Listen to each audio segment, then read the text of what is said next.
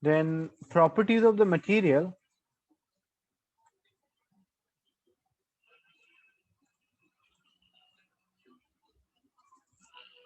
Properties of the material. A material can be stiff.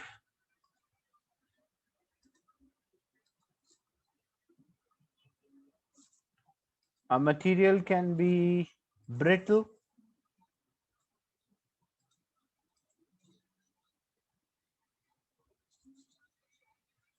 A material can be malleable.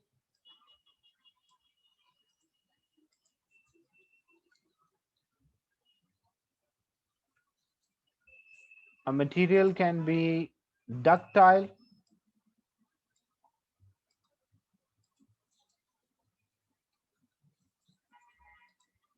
A material can be strong.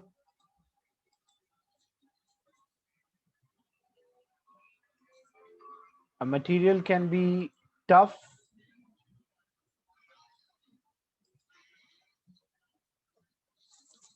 A material can be hard.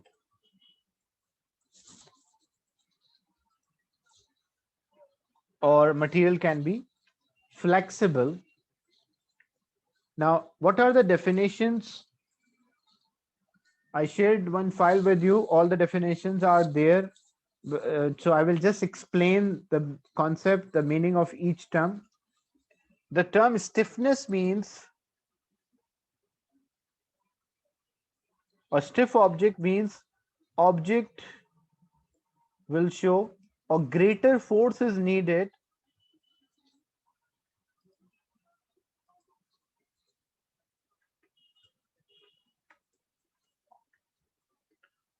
is required to produce a small extension. Or normally the stiff objects have higher value of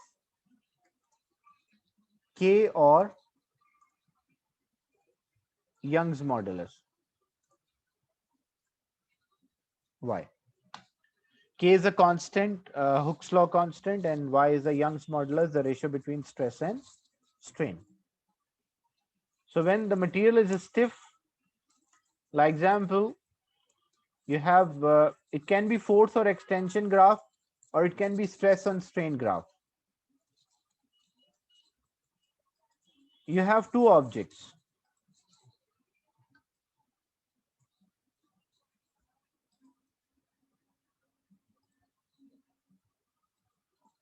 Which object you need a greater amount of force to produce a small extension, a small change in length, A or B?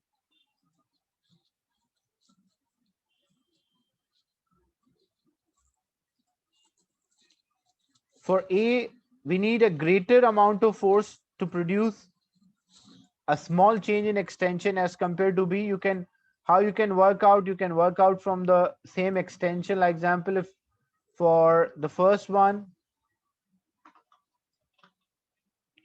B,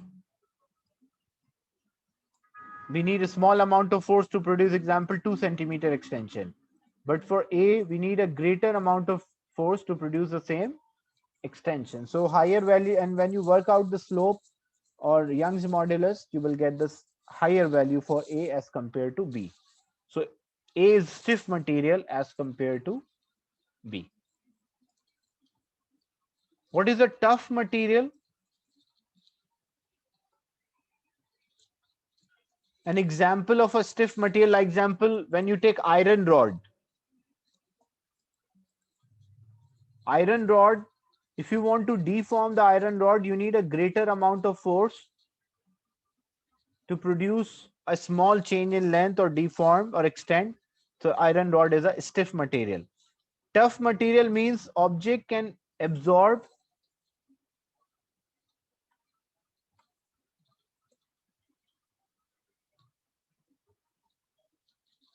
greater amount of energy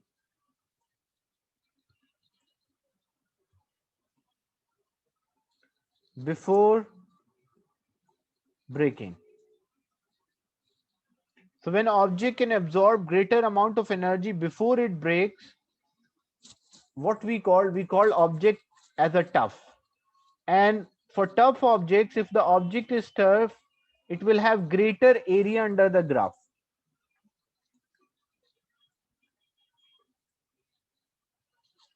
Means the graph, when we work out, it will have a greater area.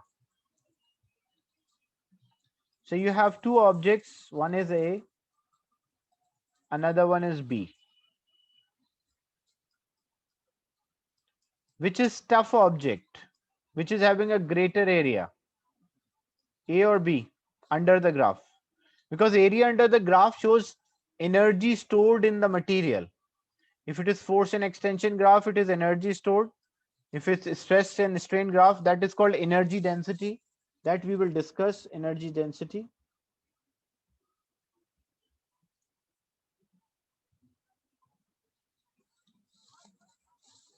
So which material is tough?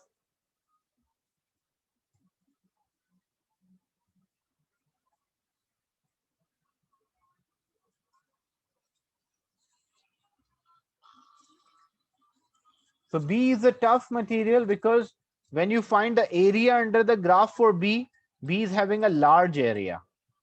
But for A, smaller area. An example of the tough material, like example, tires.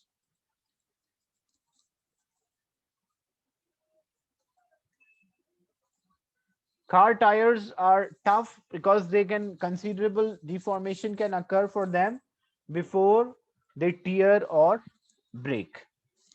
So if an object can undergo greater deformation, any kind of deformation, elastic or plastic, before it teared or break, we call that as tough material.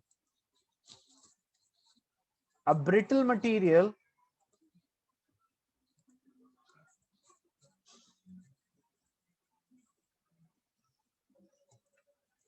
no or small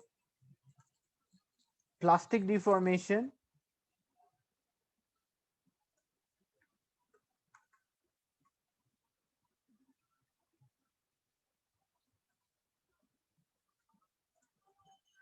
and object break. So either it is no or very small plastic deformation and the object break, we call that as a brittle. So how you can work out a brittle?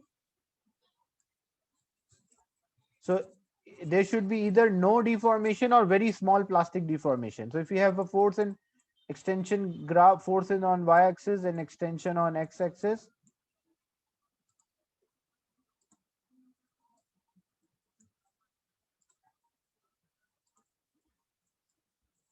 which material is brittle, A or B?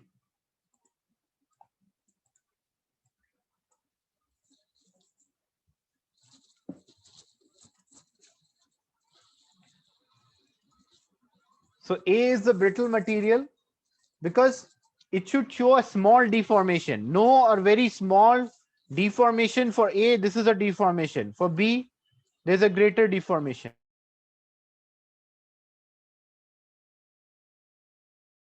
The first thing when you are checking a brittle object, you will check there should be no deformation or very small deformation and the object should break. If two objects are showing the same deformations, then in that case, the object which break down because of smaller force,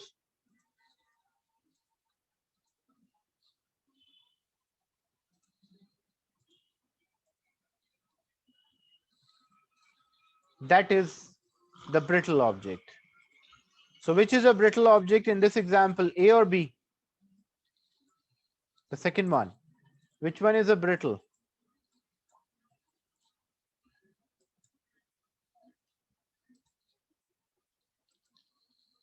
So B is a brittle object because it shows no or very small deformation and breakdown.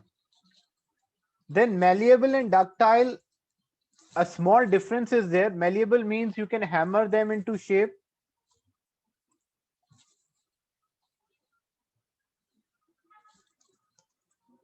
Malleable means hammer into shape,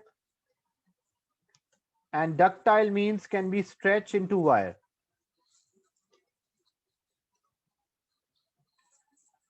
And meaning of malleable means it deformed under compression, because when you hammer something you can make into shape, and here it will deform under extension, means you extend or stretch something. So like example, if I have an object, I'm hammering it. So what I will call, and I am hammering it and making it to a certain shape, I will call that as malleable. But if I have an object, I'm stretching the object to make a wire, what I will call that as ductile. So that's the difference. Both deform under force, by applying force, but one we have a compressive, here we have a compressive stress, and here we have a tensile stress. And the graph, there will be more plastic area, like plastic region is there, so we can identify that the which is better to make wires and which material is good for or malleable. This part we will continue in the next session. So today mainly we discuss stiff, tough, brittle. Malleable and ductile I will go through next class as well, so that you can understand. Any doubt related to the class?